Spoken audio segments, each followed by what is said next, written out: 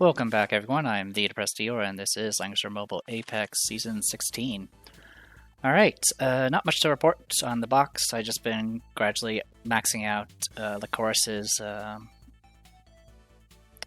casting enchants. I did go ahead and get Almeta's casting enchants somewhat up to date, and got her casting talent as well. Because I believe her SP class is coming, and I may try her out. If I do try her out, she's probably going to end up replacing Sissy White. I don't really need Sissy White that much anymore, and with how much AoE stuff has been going my way, I kind of need someone that's a little bit more reliable on healing. And I'm also just kind of curious to see what the kit plays like. In any case, we're going up against Heat here, and the box was a pleasant surprise. This is the special Apex event where Fridays become a game day. So I did this on the second time block for Friday. And yeah, this box was a pleasant surprise. Some faces we haven't seen in a while, and it's essentially a lot of casters, and casters are kind of my forte at this point. Biggest concerns are Oboro here, and that's well, yeah, Oboro got Sword and Light and Shadow. There's a Betty of all things. SP Bernhardt can be an issue, and of course the Awakened can always be an issue. They banned my Awakened, and so I knew the Awakened was going to get picked if I wasn't going to ban her, but I was going to go for Oboro because he's just much too dangerous to deal with. Especially for this map, it's actually kind of, if you're not using like flyers or all-terrain characters, it can be really hard to cover the distance to actually reach him in time to deal with him. So yeah, so I grabbed Christiane. My usual staple pick. I did take a look at my box to see what factions I have. Right now, it's actually kind of a very mixed bag. There's like, 4 or 5 members of every faction pretty much. So me swapping tanks at this point doesn't really help as much as I would like. So we'll see how it goes. Eventually, Zerida will be able to get back into the box, which will get me Meteor faction. But that's not gonna happen until she gets her talent exclusive, I believe, which will make it so she's viable again. Anyway, so yeah, I banned Christiane, they banned Sylvaria and Grinshield right off the bat, just straight up. Sylvaria is actually pretty good on this map because there's just kind of a moat between you and the opponent. They grab the Awakened one, no surprises there. I guess the real surprise is them not banning Rose and Seal first, because that's usually the go-to, especially for the Awakened one, so you can actually apply the debuff. In any case, I get rid of Bernhardt, get rid of Sword and Light and Shadow. At this point, the rest of the box is doable, especially since they left me with all my healers. I know there's a risk of picking a healer early. It's going to, leave me with a lot of, non-DPS, but I grab Rose and Seal. So I was kind of okay with this. I do lose Connie. I do lose whatever her name is. I don't remember her name, unfortunately. And just when I cut the video, I remember the name Nemia. So I got rid of Nemia, I got rid of Connie, which is a bit unfortunate. And they grabbed their Rose and Seal. I'm not that concerned. I'm not doing debuffs. So at this point, I was like, alright, well, everything else is not a huge issue. Betty can be kind of annoying if you're going AoE, but I generally am not going AoE. Shafaniel, I consider a bigger threat than Bozel. Shafaniel does a lot more damage. Bozel, of course, has the debuff span nonsense, but yeah, Shafaniel can do a lot of crit damage and can also dispel buffs. Also, I didn't want to deal with Sage of the Trees' nonsense of pushing me around and putting a bunch of terrain everywhere. So, especially on this map, because he can just push me out of the lava, and then the center is the lava, which is really hard to navigate. So, definitely want to get rid of him. Go ahead and grab Tatalia. So the game plan here is, at this point, none of my assassins have a faction buffer, or a buffer period at this point. So the plan was either to grab Tatalia, and depending on what my opponent bans, I could grab Licorice next and just have Dark Faction as my buffer. So lose Kaguya, lose Kirotes, and they grab Lightbringer there. So go ahead and get rid of any reflections of debuffs, because I didn't want to deal with that, and go ahead and get rid of Autumn Kelmo, because I didn't want to deal with any of the portal nonsense. So at this point, yeah, not too big of a deal. So I grabbed Licorice, as I intended. And I wasn't exactly sure what they're going to go for.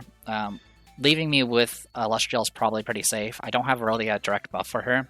And this map doesn't has like a grand total of maybe 4 spaces that can be used to bypass guard. So there's that. And then grabs Bozil. So I go ahead and get rid of Betty, get rid of Hilda because I don't want to deal with crit negation, and I go ahead and grab Celestial because I don't need multiple tanks for this. And then go ahead and grab Liana, so I have an act again. So I have 2 healers. I have technically 2 healers. Everyone is happy. All right, so no changes with Celestial, same kit. Licorice, I went ahead and stayed kind of in a semi-offensive state. So Demonic, I have her Transformation, her 3C, and then I brought her Force of Darkness. Obviously, she can be in a situation where her cooldowns are going to be stuck for a while, but I'm not that concerned because really the big game changer here is going to be probably Tatalia. Christiana went ahead and swapped to Angels. I mean, everything here is magic. Yeah, literally, not even the troops are magic over there, are physical over there. So yeah, Angels all the way. Resin Seal, I went full heals because I don't need a faction buff with her. And then Tatalia brought pretty much all of our exclusives. And of course, Faceless. Alright, so big things here. Let's see, Awakened one went full AoEs with 3C. Went Crystal Warlocks, which was pretty much a go-to. Lightbringer brought Mass Resist. I'm guessing it just possibly to negate mobility down. I don't really know what other purpose that is. I'm trying to think. No, there's really not any reason. Because, yeah, I was thinking maybe for, a pseudo buff for characters she can't buff, but she can buff all the healers. Awakened one can buff herself, and Bozil can buff... Well, technically Bozil... Okay, I see what it's for. Mass Resist is for Bozil. It buffs up Bozil, because Bozil's intelligence is based off his magic defense. So that's the gameplay. Of course, the immunities also help. Anyway, speaking of Bozil, Seal, Earthquake, and 3C. So he didn't bring his own faction buff, but all he really needs is magic defense. So that's really all he needs to get his kit going. Liana heals, 3C, act again. Pretty standard there. Shrine Maidens. One thing to note about Bozil is he does have a all-stat accessory equipped. So if he is fixed damage immune right now, he is actually fully immune against Twilight Star because he's both a mage class with mage troops. Speaking of, both Liana and Rosenseal are both holy with holy troops, so if they happen to be also immune to fixed damage, which Rosenseal might be, they can also ignore Twilight Star, which could be a bit annoying for assassins. Anyway, speaking of Rosenseal, full heals with 3C. I never use Crystal Ward, it's just too restricting in my opinion. But beyond that, yeah, pretty standard stuff here. Everything's up and running, good. So I was tempted to, obviously the go-to at this point would be to open with Rosenseal, that way I can get all my stacks up so I can resist the upcoming Spellbound, but I'm so far away I'm not that concerned about the Spellbound.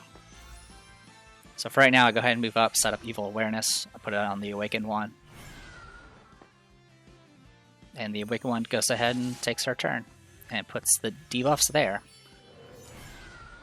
There was no risk of Tatalia being hit, because I did get at least one stack of Crystal Barrier, so that protected her. So ends up going on Celestial, which Celestial's not that big of a deal. And Licorice, I mean, she's going to be in the back anyway. She did proc Breeze, which is a little annoying, but even with that, she still can't get in range to do the swap. So as long as I move my units, and then next round move the units again, that gets rid of the Spellbound. Anyway, there's actually a decent amount of mountains, but they're all like in the back. So yeah, any of these little lava rock areas, like magma type things, those are actually mountains. Unfortunately, the center doesn't really have that many. There's one down here, and there's one up there, and that's about it. So the plan is to try to bait my opponent to kind of come closer in this direction, so I can take advantage of the mountains there and to, surprise them with a bypass guard or something like that. If I need it, that is.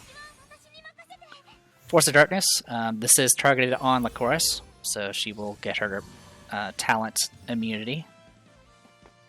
She also procced her exclusive, which reduced her cooldowns. Her cooldowns refresh really fast. It's actually really helpful. Like right now, her faction buff is actually at 2 instead of it should be like at 3 or 4 at this point. Yeah, so it's getting to the middle is actually a pain. And honestly, I think the biggest issue I have with this map is the fact it's not it feels like it's not equal.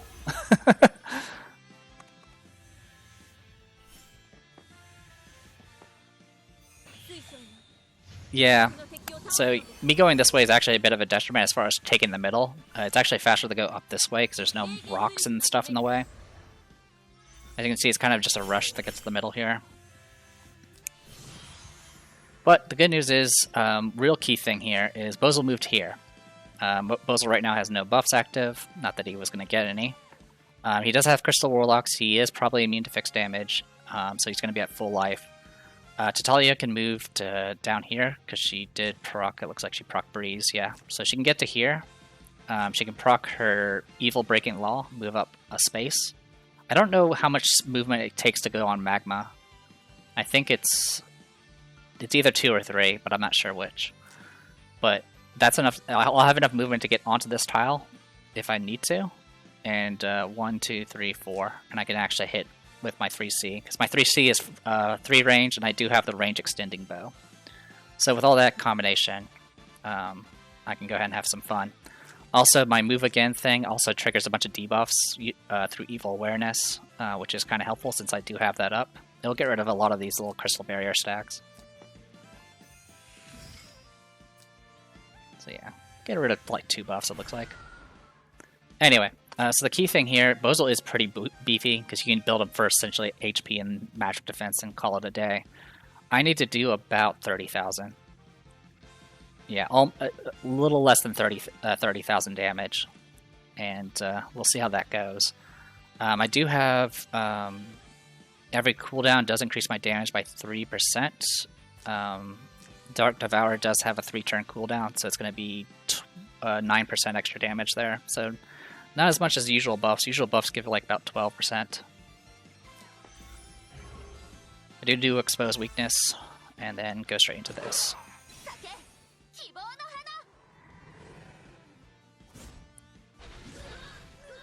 Okay, I definitely do enough damage. And then I also get... the biggest concern was getting Reflect killed, which thankfully didn't happen. Alright, I was also a little concerned, because I wasn't sure how the Guilty's Facade was supposed to work. This is from her exclusive helmet.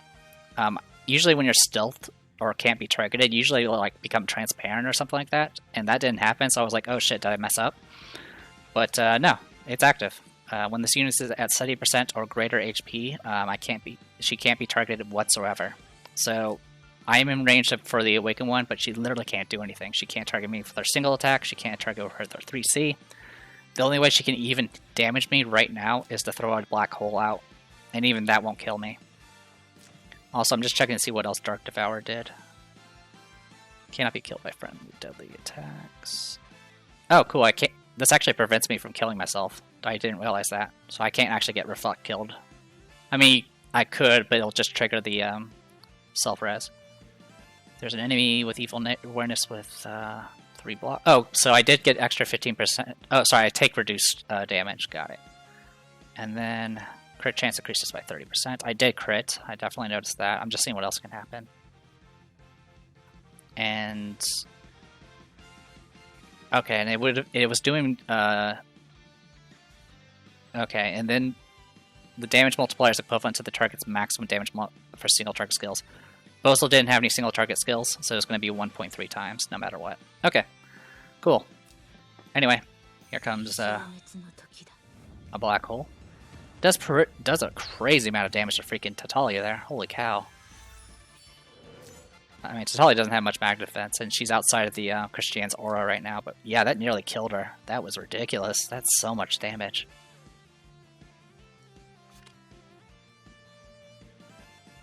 Wall attack damage, chance of being critical hit. I'm just seeing where she's... Oh, she's getting plus 10% skill damage, but that's about it. Crazy. Alright. So I'll go ahead and use this. There's no one else that can actually reach Tatalia. Lightbringer didn't bring her 2-range attack, so no danger there. So I'm just going to do Dark's Despair here. Mainly to get the terrain out. I wasn't really expecting to get any kills. I mean, this is just to ensure they're not at 100% life. I mean, obviously I'm not going to be AoEing anything down when there's a Liana and a Risen Seal active. So, go ahead and get this onto Talia so she doesn't accidentally die. And then we got the act again coming. At this point, there's literally no danger. Technically, she can hit Tatalia again with 3C by targeting Christiane, but all the meteors that come down will be split 4 ways instead of 3. And it looks like she decides to go for just 3 targets. Not really any danger there. Does some damage. I have crystal barriers up. And I go ahead and heal back to full just to kind of top myself off. I mean, at this point, all the AoEs are on cooldown. And Bozel's dead, so yeah, not much to worry about here. Also, what's really nice here is it looks like yeah, I think she should have done her Crystal Ward, but she didn't. If she had did Crystal Ward, she would have healed Awakened One back to 100%, which would have been safer. Because I could still kill Awakened One using Evil Fissure. I can't get out. The dangerous part about this is because Awakened One does have Crystal Warlock, and she can counterattack. She does have range 4. The best range I can get right now is 3 with the bow. So, and right now she is floating around 25,000.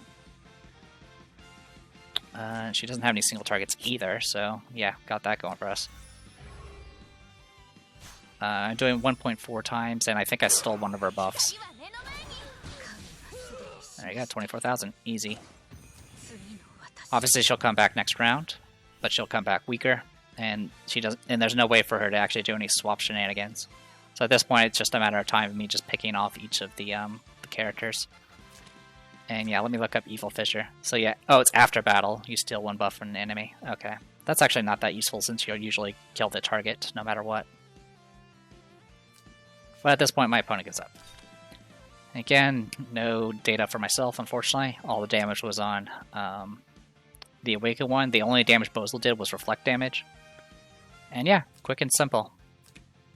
Definitely like matches where I get to use some characters I don't use too often, like Tatalia.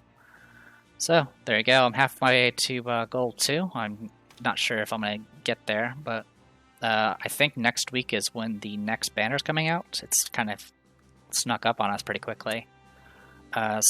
Supposedly it'll be SP Almeda, and then there's this character that's essentially a flyer that's like a bruiser slash freaking support that has just everything. I may try to get her into the box simply because of her utility, because she's just that crazy. But that may have to wait until I actually get more stars on her, so we'll see how it goes. Besides that, nothing else to really say, so I'm going to go ahead and call it here. I am Leader Prestior. This was Langrisser Mobile Apex Season 16, and I'll see you guys next time.